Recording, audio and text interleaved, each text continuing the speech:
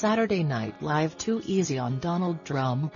Just the suggestion might send MAGA hats exploding into the sky, but former cast member Taran Killam says executive producer Lorne Michaels was once intent on making the pre-White House Trump likable.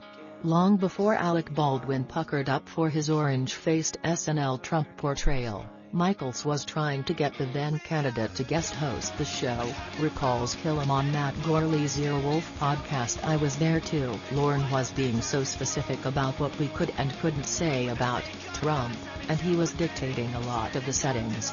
Killam says, listen below, about a proposed sketch mocking a CNN interview with the candidate.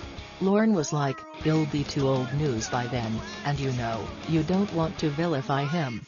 As like any New York taxi driver. I know him, I've seen him around at parties for years and years, and he just says whatever it is he's thinking. And that's his thing. But you have to find a way in that makes him likable." Killam, currently starring in ABC's Single Parents, says he was confused about the soft-touch approach.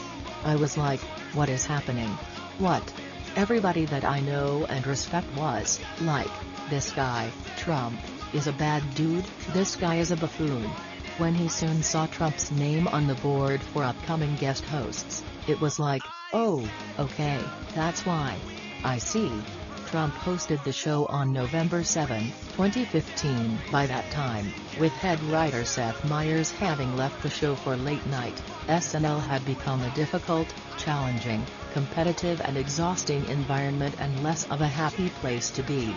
Meyers, Killam says, was the last person, at SNL, who I witnessed really collaborate with Lorne, as opposed to just kind of do what Lorne says. The next turning point arrived in 2015 when SNL celebrated its 40th anniversary, when so many of the show's legendary cast members and guest hosts returned, for a moment. "It was exciting and it was flattering for Michaels," says Killam. "But then it was back to this cast who's all 40 years younger than you and aren't as famous as Tina Fey yet. My experience was that he became very impatient," says Killam, who had joined the cast in 2010 and was let go just before the 2016-17 season began. Killam says his early weeks on SNL were fairly stress-free, but that his successful imitation of Eminem raised the stakes and the pressure.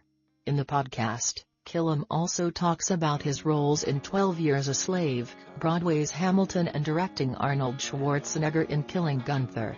The SNL Trump memories begin to arrive about 45 minutes in, beginning with his hiring. "Fear didn't exist," he remembers. "You can't believe it. It's a golden ticket." And check out the killer Seth Meyers imitation at 33:15. Meyers guest hosts SNL this weekend. What do you think about it? Share your opinion in the comments below the video. And also subscribe to the channel not to miss new, interesting videos.